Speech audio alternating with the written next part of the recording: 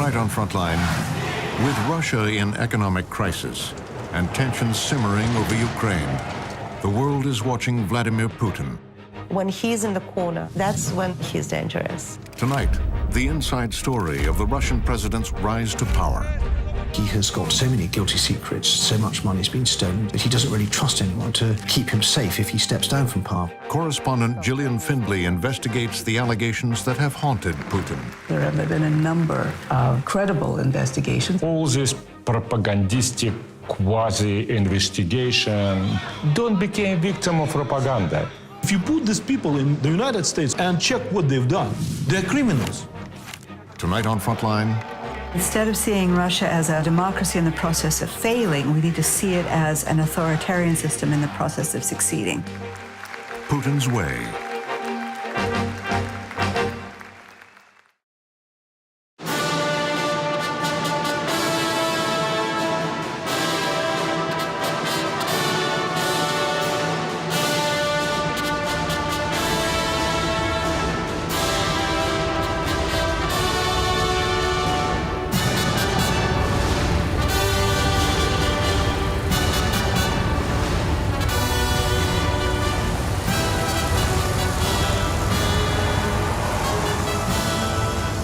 In the spring of 2012, Vladimir Vladimirovich Putin entered the Kremlin to start his third term as president of Russia. It had been a remarkable ascent. In just over 20 years, a journey from unemployed spy to modern-day czar.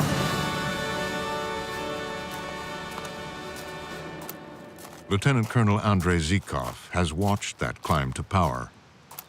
A former police investigator who once wanted to arrest Putin, he says his rise has come at great cost. В принципе, коррупция, конечно, в России была всегда. Well, of course, there has always been corruption in Russia, but building it into such a meticulous system was something only Mr. Putin has managed to do.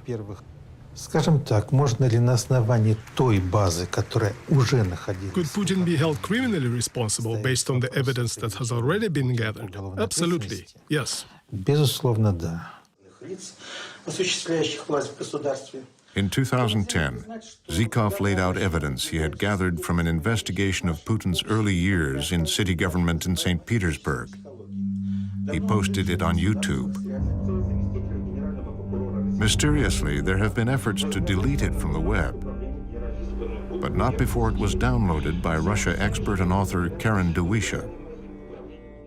And in its essence, what did that series that he posted, what was the summation of it?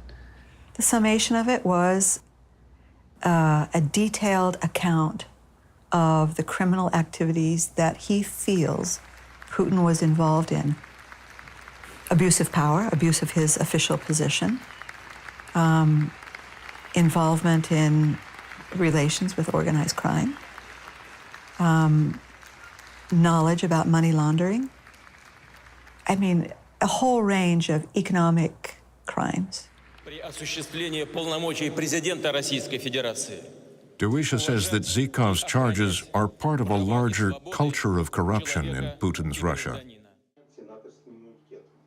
She has been gathering extensive documentation for a new book on what she calls Putin's kleptocracy and how he and his circle have shaped the country. I started thinking, instead of seeing Russia as a democracy in the process of failing, we need to see it as an authoritarian system in the process of succeeding. That they're not actually incapable of being Democrats. They don't want to be Democrats. What about that? Let's work on that thesis. And if that's correct, when did that start? And that's what took me to the 90s, because they were stealing from the very beginning. In 1990, the old Soviet system was collapsing. But what exactly would replace it wasn't clear. The uncertainty had a whole nation on edge. Among them was a young KGB officer named Vladimir Putin.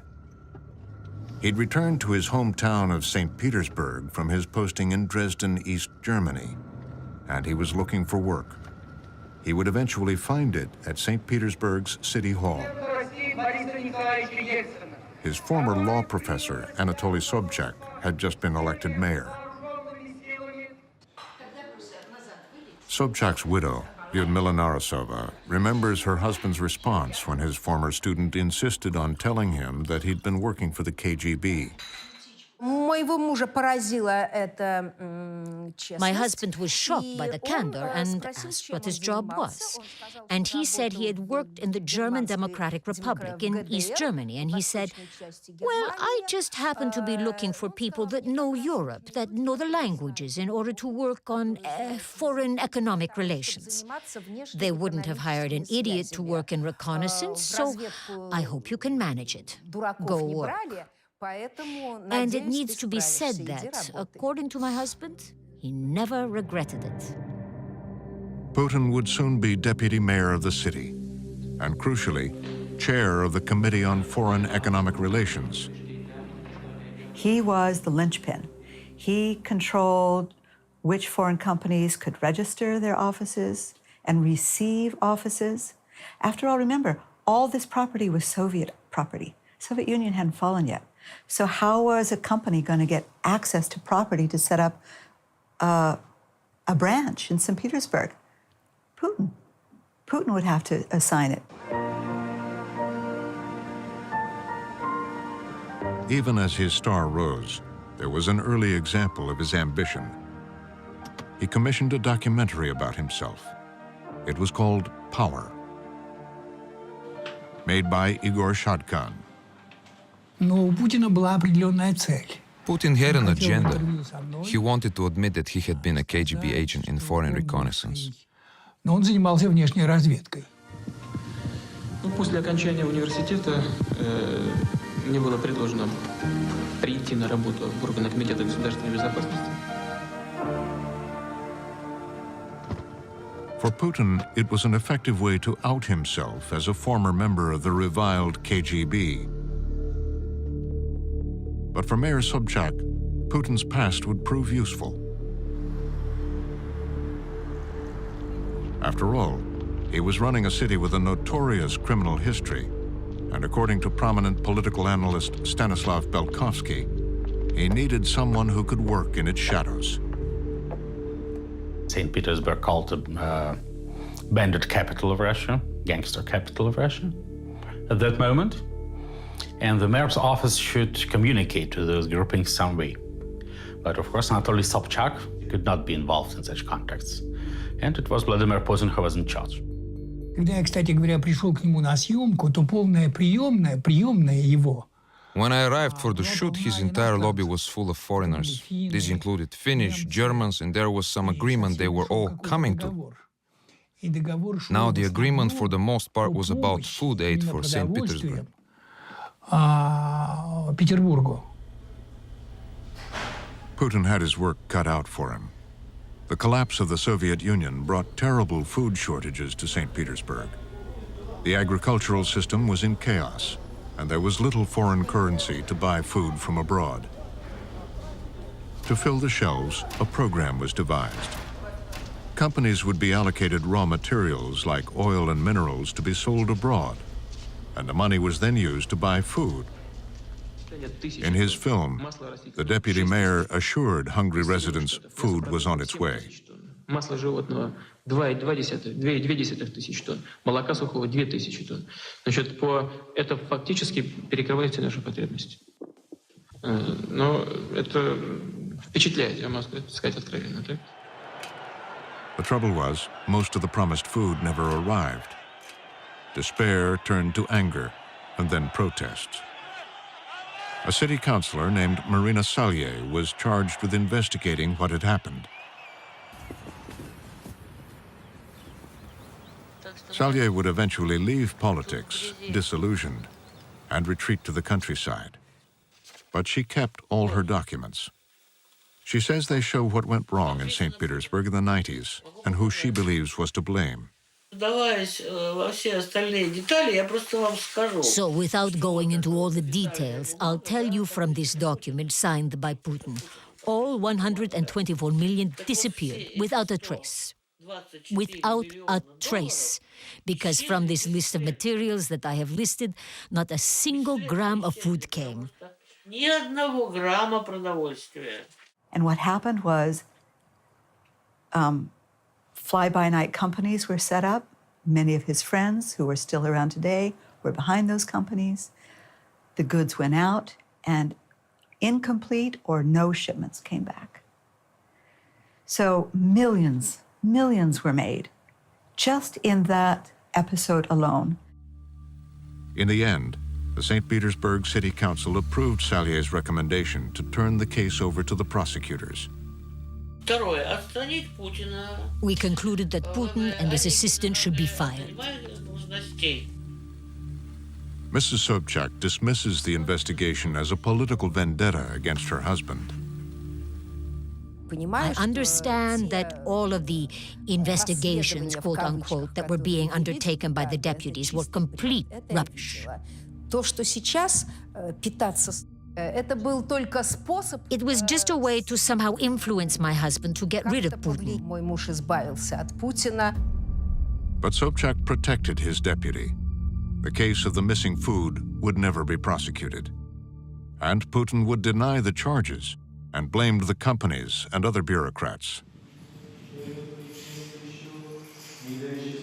A 6-hour drive west of St. Petersburg is the ancient Svyatogorsky Monastery. Andrei Zhykov says he comes here often to find peace. He is haunted by case 144128.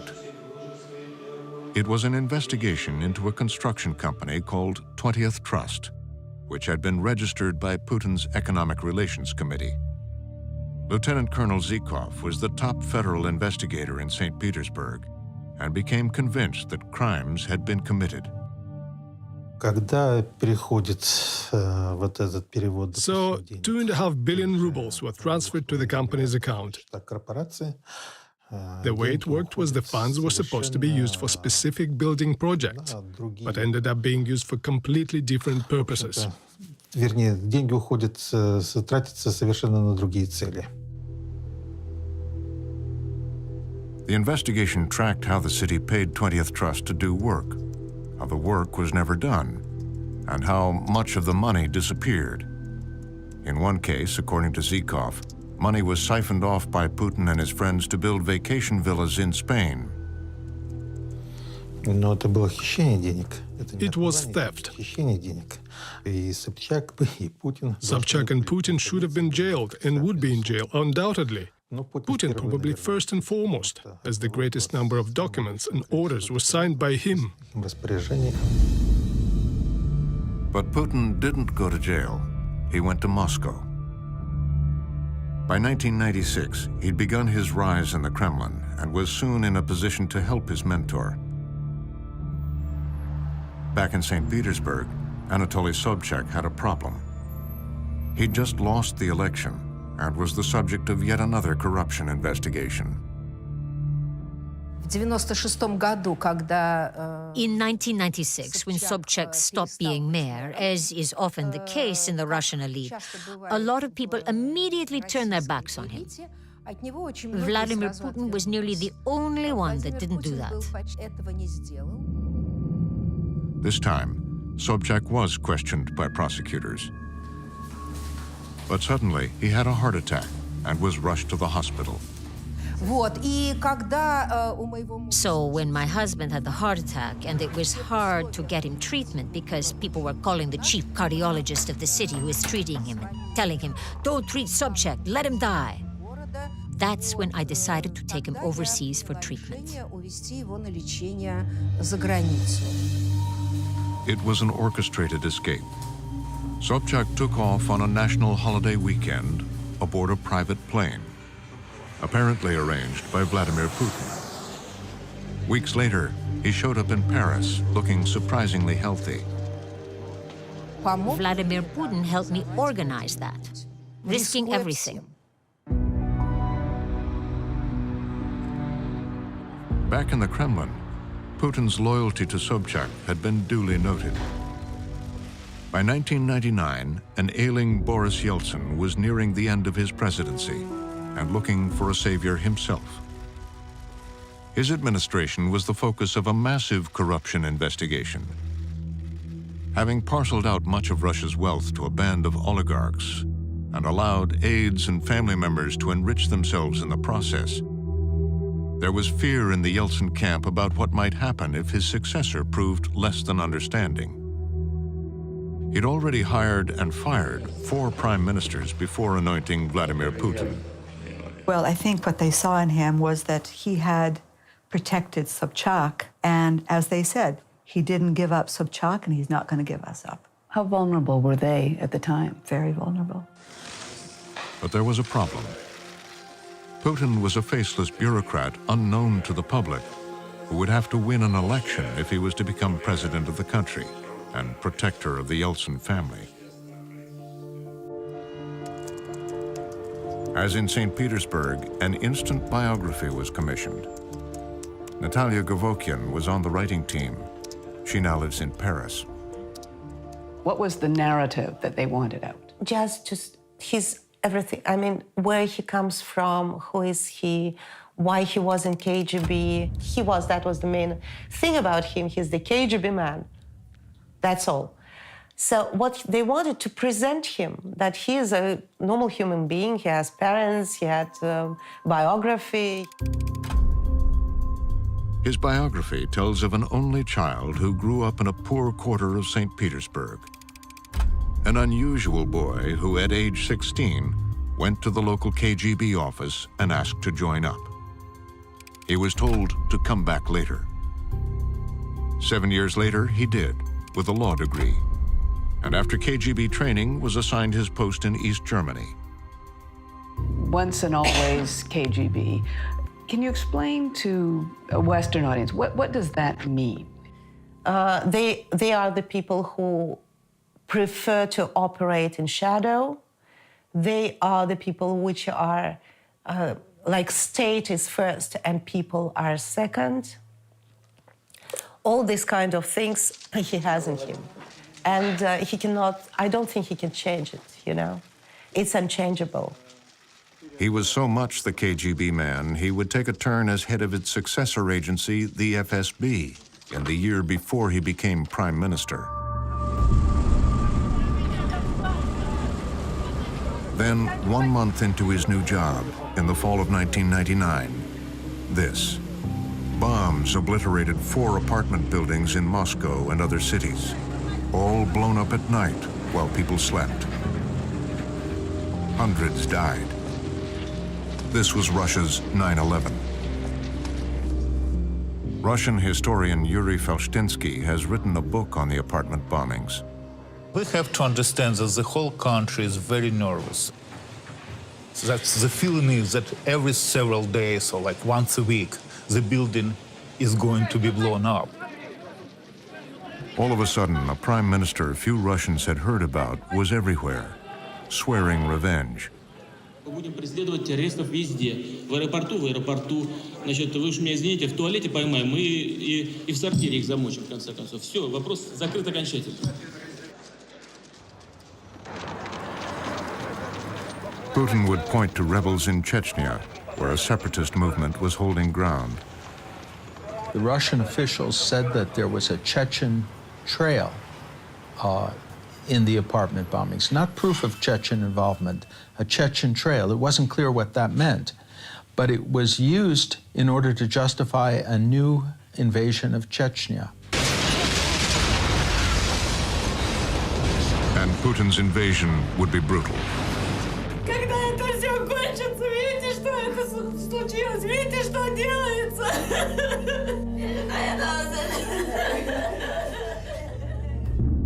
The man who waged it was a new national hero. He quickly became the most popular politician in Russia, even though before the apartment bombings, he was believed to have had no chance to succeed Yeltsin as president.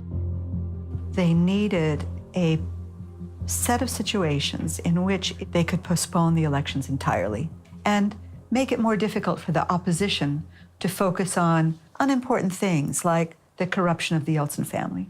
The irony is that this is precisely how the First Chechen War was started. The First Chechen War was started and provoked in 95 in order to have a situation that would allow the government to cancel elections or to postpone elections, claiming that you cannot have them during the wartime. And absolutely the same was done in 99. So there was a real Yeltsin interest in this, but there also was a Putin interest because he wanted to be president. And it worked. 3 months into a new millennium, Russia had a new president. He seemed a modern man, a man for the future. A future all Russians hoped would be better than the past. But 15 years later, shadows from the past haunt this place. It's a memorial to those who died in those apartment bombings.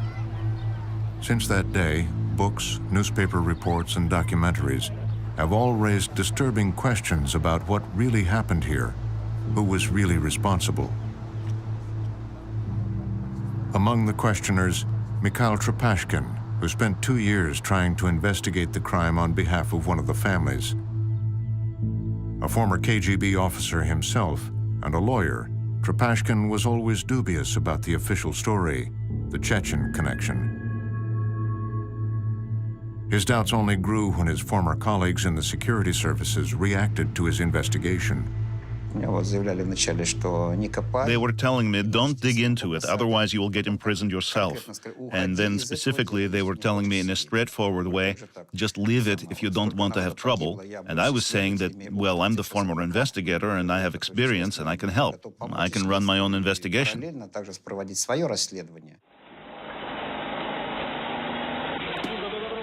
But there would be many obstacles placed in the way of an investigation.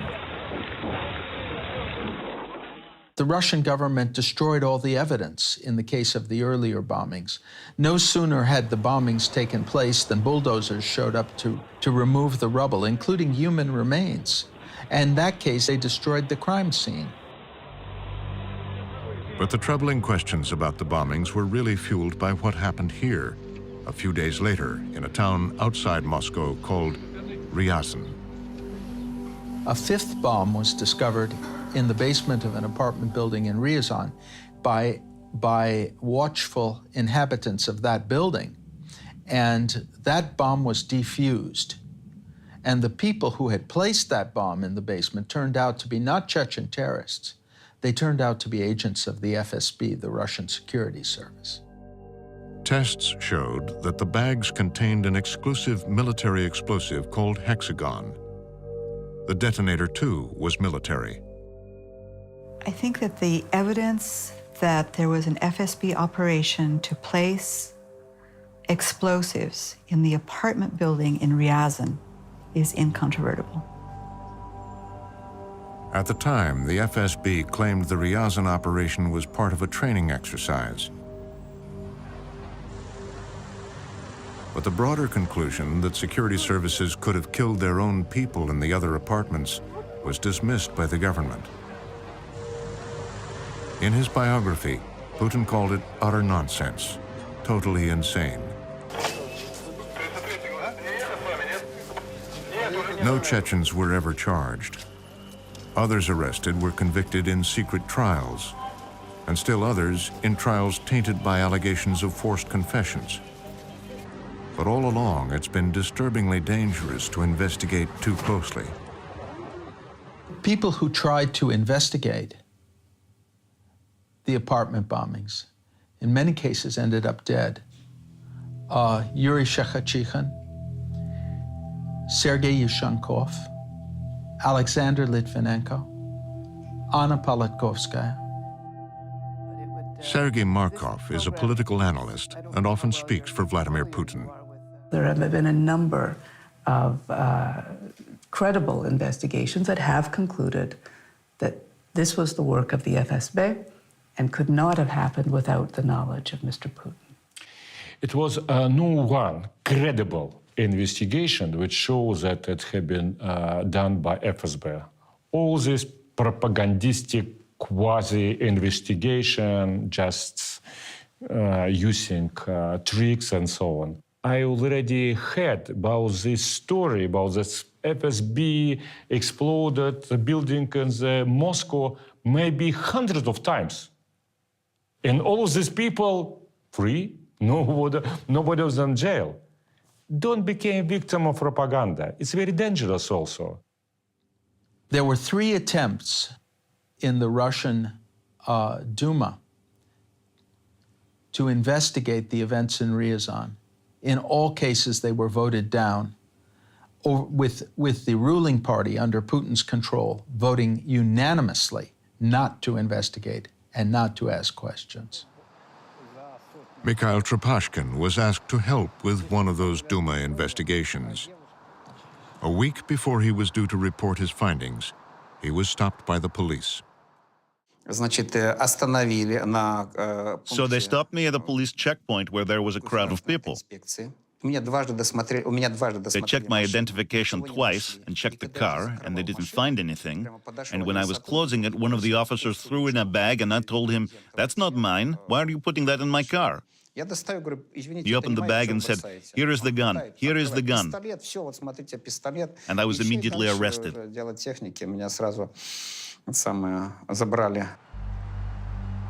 Trepashkin was sent to prison for 2 years.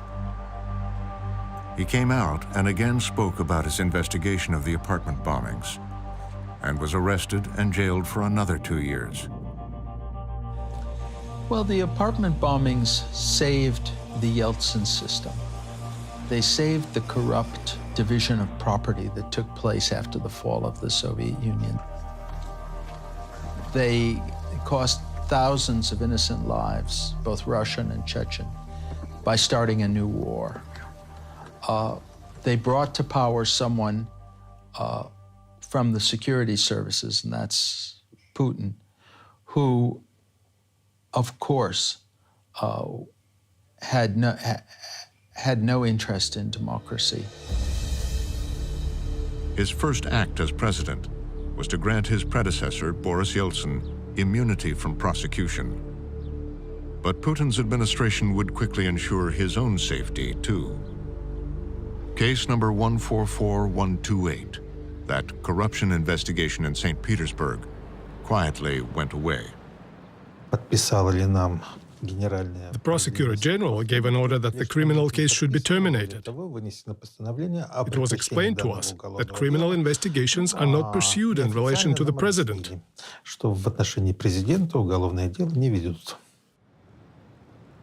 Investigator Zhykov still wonders how things might have been different had he been allowed to continue with his case. The situation in our country would be different. People would respect civil law, because everyone would understand that if the president can be prosecuted, then, in essence, our officials would understand that the law has to be protected. As it now stands, Russia has no law.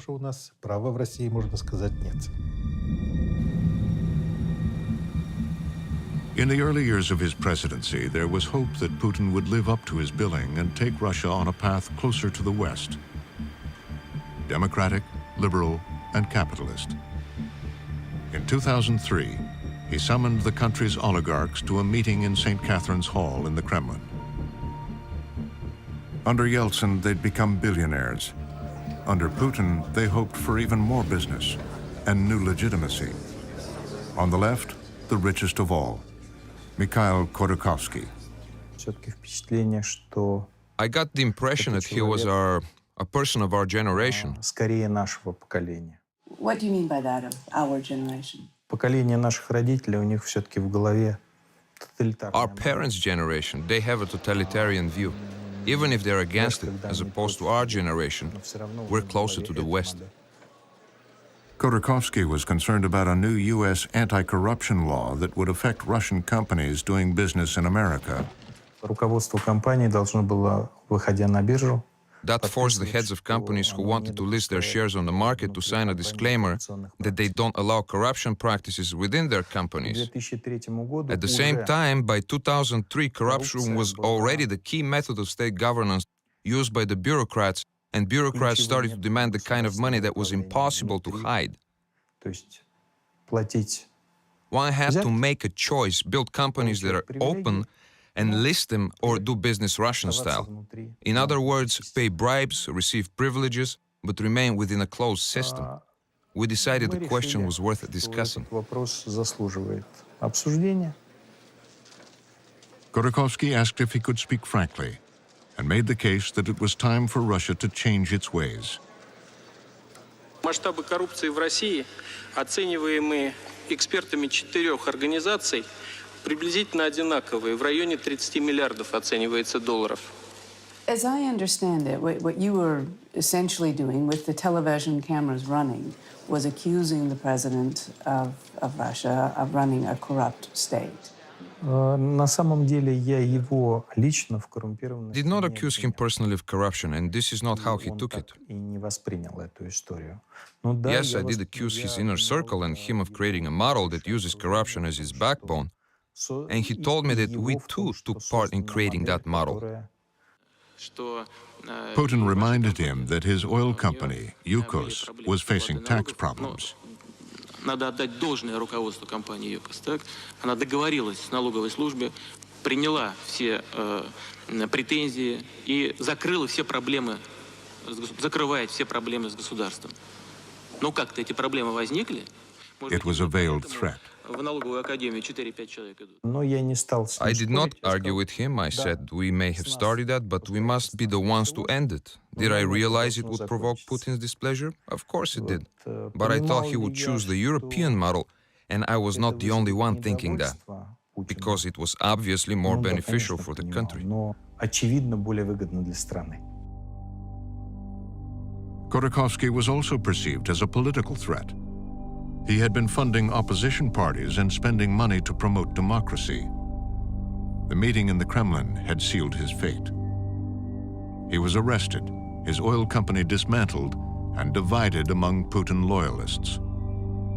Russia's richest man would serve 10 years in a Siberian prison camp.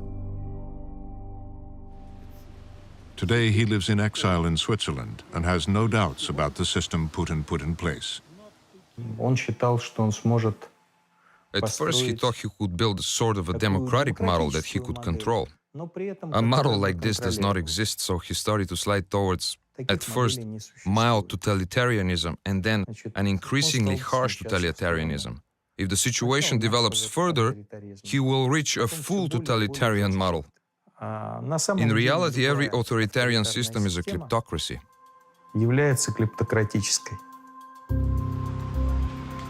Some early evidence of that kleptocracy and how it worked was found in 2003, when police raided the offices of a small company called Spag in a suburb of Frankfurt, Germany. Author and journalist Jürgen Roth has written extensively about the raid which targeted money laundering in several countries, allegedly by St. Petersburg's Tambovskaya mafia group. In this report, they mentioned the Spag as a company who has close links to criminal organizations, the so-called Tambovskaya mafia in St. Petersburg, and Mr. Putin. And so it was money that was being laundered in Germany. Laundered in Germany through investments in real estates. Putin had been on Spag's advisory board since 1992 and had a close relationship to one of its principals. He only stepped aside when he became president. Documents. But when German police moved in to raid Spag's offices, they discovered they had a problem. It was a political affair. They must inform, at this time, Chancellor Gerhard Schröder. So it's the first time, I think, that about a normal investigation from a prosecutor in a small town in Germany, Mr. Schröder get informed or would like to be informed about this investigation. Why he would like to be informed? Because Putin. It was a so high level. To this day, Gerhard Schröder and Vladimir Putin are close friends who celebrate birthdays together. What happened to the investigation in the end? It finished without any result. Schröder has never publicly addressed the case, But their friendship provoked a scandal in Germany in 2005. Just 2 weeks before losing a general election, Schroeder signed off on a €1 billion loan guarantee to Russia's gas pipeline to Europe. After he retired, Schroeder had a new job, chairman of the pipeline's consortium. Gerhard Schroeder epitomizes the scandal in Germany, and to put it mildly, he didn't seem to be very bothered about avoiding the appearance of impropriety. I found my thrill on Blueberry Hill. In his early days in office, Putin went on a charm offensive towards the West. When I found you. President Bush famously looked into Putin's eyes and saw his soul. He believed he was committed to the best interests of his country. Putin was trained in the KGB to deceive foreigners. He has a very sharp eye for human weakness. He's good at persuading people and at intimidating them. And he's been doing this with Western leaders, sometimes with charm, sometimes with threats. But boy, does he do it.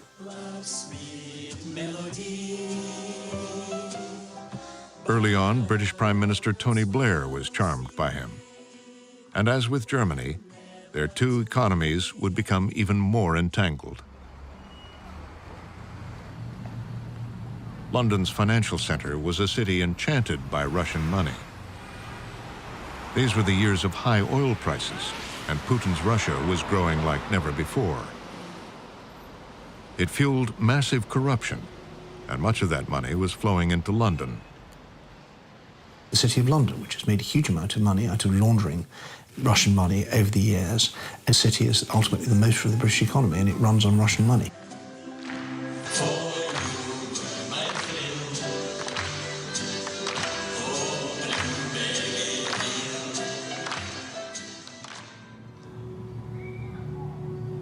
Valery Morozov is a Russian construction magnate who now lives in exile in London.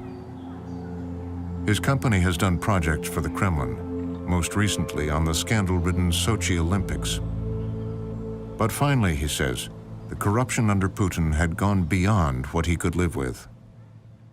If you put these people in the United States or in Canada and check what they've done, they're criminals.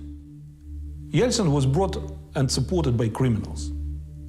Putin was brought up to power in these 90s.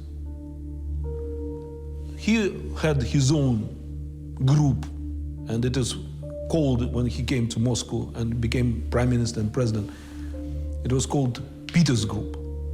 So he changed immediately the whole system, but not changed, he made it different. He made it in order. It is everywhere. It is a system. So the system is a system of mutual support and tribute. It's a pay-to-play system. If you are on a list of possible people who might be approached to be a member of the Duma, for example, you have to pay for your seat. Once you're in there, then you can turn around and charge businessmen to have line items in the budget. Same thing all across all sectors. Sergei Kolesnikov is another Russian tycoon who lives in exile. He fled to Tallinn, Estonia.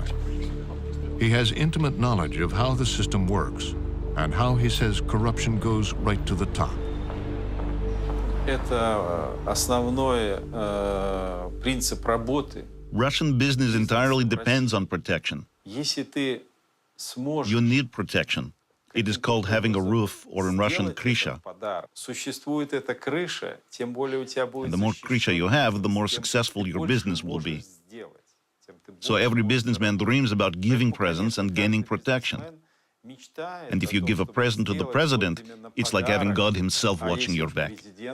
Это вообще предел мечтаний. Выше уже только Господь Бог. Kolesnikov says he used to run one of Putin's gifting schemes and explains how it worked. A business put money into a charity. in this case, Pole of Hope. Kolesnikov's company, called Petromed, took the money to buy medical equipment purchased from Siemens. But the profit margin was huge, around 40%. That money was funneled through a myriad of other companies, ending up in something called Rosinvest. Kolesnikov owned 2% of Rosinvest, but he says 94% was owned by Vladimir Putin.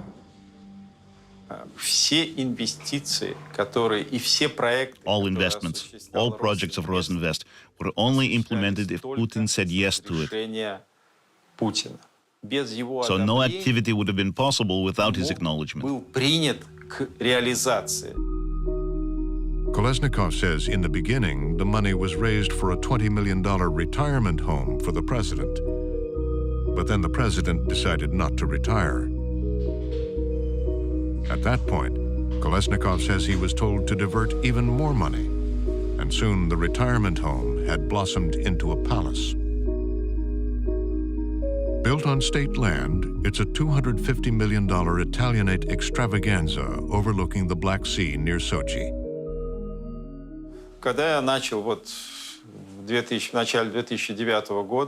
I started saying that I'm not happy with all finances going for this palace. And I was told, Putin is the Tsar, and you are his serf.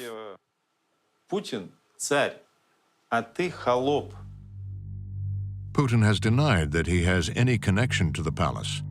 It was reportedly sold to a rich businessman, but it remains a heavily guarded mystery. Kolesnikov believes his scheme was only one of many ways to hide money for Putin through proxies. How much is a matter of speculation and some educated guesswork. I started such investigations more than 7 years ago. And in late 2007, I published my estimate on the assets being under Putin's personal control. It was the figure of $40 billion. $40 billion. That figure was reportedly confirmed by the CIA in 2014. If true, it would make Russia's president one of the richest men in the world. In 2008, as he approached the end of his second term, that wealth was a problem. Under the Constitution, he would have to leave office for at least one term before he could run again. Diplomatic cables revealed he was worried about how his riches might be viewed by a new president. He solved the problem by swapping places with his hand-picked Prime Minister Dmitry Medvedev. It was an arrangement that worked for a while. I think, and it was proved by many sources in Kremlin and around Kremlin in 2010 and first half of 2011, he wanted to let Dmitry Medvedev to go for the second term in 2012. But the chain of the revolutions in the Arab world has made too big impression upon Vladimir Putin. The Arab Spring surged out of Tunisia into Tahrir Square and onto Tripoli. For Putin, these mass demonstrations overthrowing powerful dictators must have been worrying. It was the first stage of his coming to understanding that he could never quit the post because it's the destiny of Gaddafi could be waiting for him.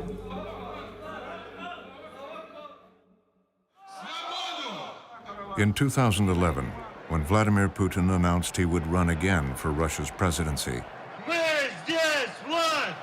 the response was mass demonstrations in Moscow's streets. Protests which had to be put down by police. There's never been a good succession model in the Soviet Union or in Russia. And he's very worried about how he will leave power. He doesn't want to leave in a coffin. He doesn't want to go to a jail cell. He has got so many guilty secrets, so much money's been stolen, so many people have been killed, that he doesn't really trust anyone to keep him safe if he steps down from power. So in a way, he's both the master of the Kremlin, but also a prisoner in it.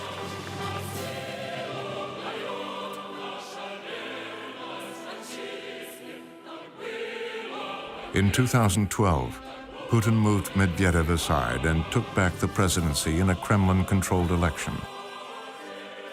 By now, the presidential term had been extended to 2 6-year terms. Vladimir Putin could remain in power until 2024. But the country he rules over is in deepening trouble. In Russia's cities, there is a veneer of prosperity left over from the earlier days of high oil prices. But the economy has been pillaged. And in the vast reaches where the majority of Russians live, deep poverty stubbornly prevails.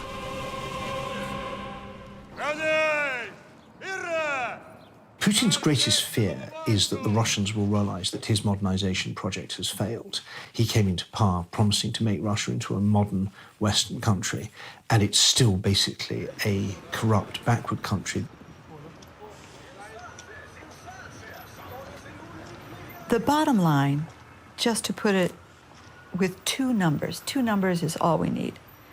The median or the midpoint wealth for the average Russian is $871, according to Credit Suisse. Very neutral report. $871 means half the population has more than that in wealth and half the population has less. Median wealth in India, over $1,000. So the average Russian is poorer than the average Indian. So that's one number, 871. The other number is 110. 110 individuals own 35% of the wealth of Russia. They are the most unequal country by far in the world. Now, to distract from that, a very powerful tool he's got is anti-Westernism, blame the West for everything that's going wrong, and couple that with a very powerful propaganda machine where all the mass media is under Kremlin control, and he's in a very good position. He has a very strong sense of entitlement that Russia had stuff taken away from it during the Soviet collapse, and Russia has the right to get it back. Putin has invaded Crimea and redrawn the map of Ukraine, claiming he is protecting ethnic Russians.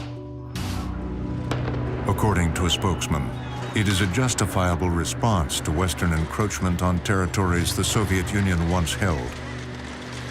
Look at Latvia and Estonia, which became full members of European Union and NATO, but they're not independent. Ethnic Russians under the clear discrimination in those countries. And look at what happened with Ukraine. United States all this year supported de-Russification. If you're Russian, you can be killed. If you're Russians, your civil rights would not be protected. If you're Ukrainian ultranationalist, okay, you will be in the parliament, you will be the president, everything will be to you. But if you're Russian, bombs, artillery, and killings will be answered. This is, sorry, we answered strongly no. It is a sentiment that has played well at home. On the streets where they demonstrated against him only 2 years earlier, they were now singing his praises. Meanwhile, the United States was calling for strong sanctions against Russia. But in the capitals of Europe, there was reluctance. We keep on trying to bring Mr. Putin in. We invite him to our summit meetings. We try and treat Russia as a normal country. And we think we're trying to calm things down. But in fact, what we're doing is we're stoking things. We're giving Mr. Putin the impression that we're not to be taken seriously, and he can continue to push us harder and harder and harder, and that's extremely dangerous. But then in July 2014, one violent act would transform the political landscape. Malaysian passenger plane MH17 was shot down over eastern Ukraine by what was widely believed to have been a Russian-supplied weapon. 298 people were killed. Suddenly, the West was galvanized. I demand that Russia fully cooperate with the criminal investigation into the downing of MH17. It's necessary to make it clear it will not be business as usual. We're opposing Russia's aggression against Ukraine. which is a threat to the world, as we saw in the appalling shoot-down of MH17.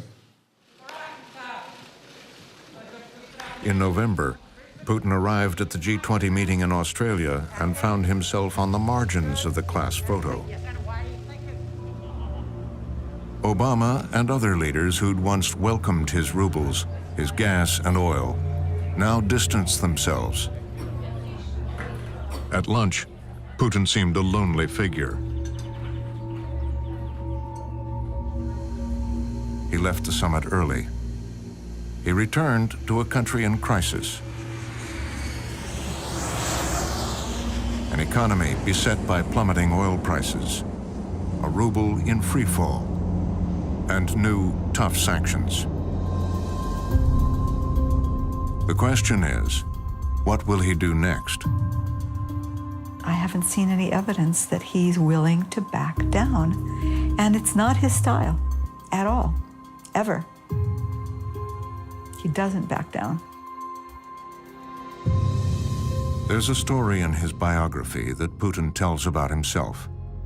It happened in this building, where he shared a one-room apartment with his parents, and it involved a cornered rat.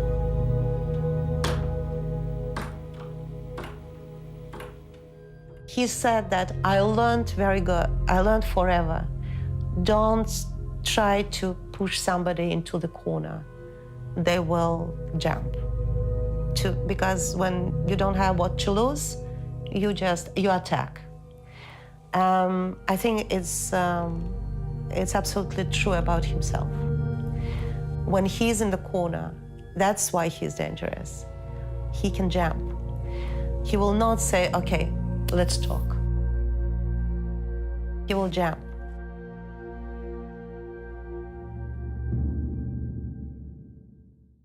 Go to pbs.org/frontline for more on Vladimir Putin's rise to power. Abuse of power, abuse of his official position. All this propagandistic quasi-investigation using tricks and so on. And subscribe to our YouTube channel. Now you can get original short Frontline documentaries and connect to the Frontline community. Tell us what you think on Facebook and on Twitter. And sign up for our newsletter at pbs.org/frontline.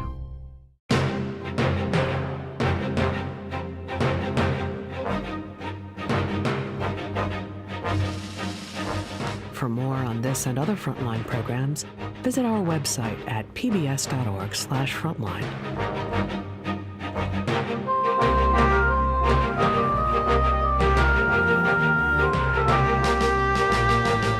Frontline's Putin's Way is available on DVD. To order, visit shoppbs.org or call 1-800-PLAY-PBS. Frontline is also available for download on iTunes.